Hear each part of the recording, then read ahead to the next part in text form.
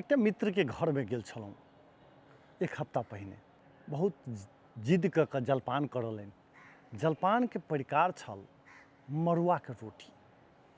मड़ुआ एहि क्षेत्र के लेल कोनो नया नाम नहीं भेलै, मुदा जाहि रूप से दिन प्रतिदिन उत्पादन घटि रहल अछि आ जिनका ओहिठाम कहियो काल बनि रहल छै, मड़ुआ बड़ा स्पेशल भऽ जाइत अछि।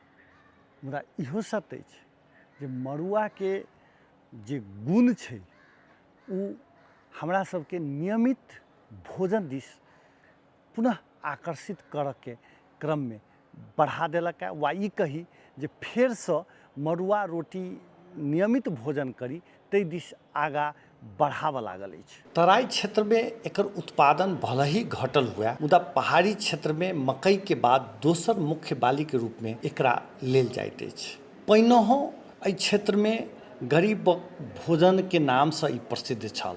मड़ुआ के सतुआ, लिटो, पुआ सहितक परिकार सेहो बनाओल जाइत अछि। ओना मुख्य रूप से एहि क्षेत्र में रोटी के लेल प्रसिद्धि अछि।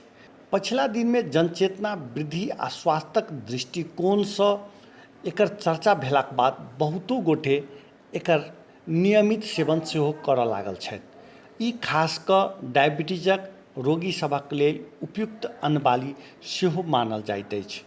पोषणविद सभक अनुसार एहिमे कैल्शियम, कार्बोहाइड्रेट, प्रोटीन, चीलो पदार्थ, थाइमिन तथा रेशादार वस्तु पाओल जाइत अछि। मड़ुआ में चाउर आ मकई से 35 गुना आ गहूम से 8 गुना बेसी कैल्शियम पाओल जाइत अछि। मैथिली में मड़ुआ, नेवारी में दूसी, अंग्रेजी में मिलेट कहल जा वाला मड़ुआ के प्रोटीन, विटामिन, ऊर्जा तथा खनिजक प्रमुख स्रोत मानल जाइत अछि। एकरा भविष्य में स्मार्ट भोजन के रूप में सेहो लेल जायत जानकार सब कहै छथि।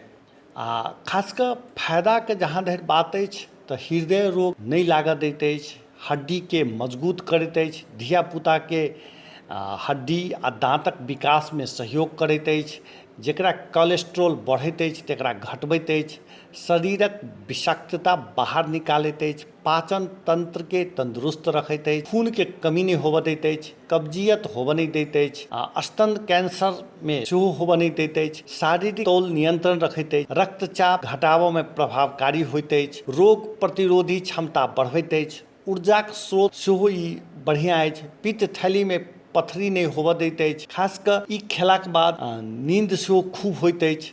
ई सहित बहुत रास एकर गुण सब रहल अछि।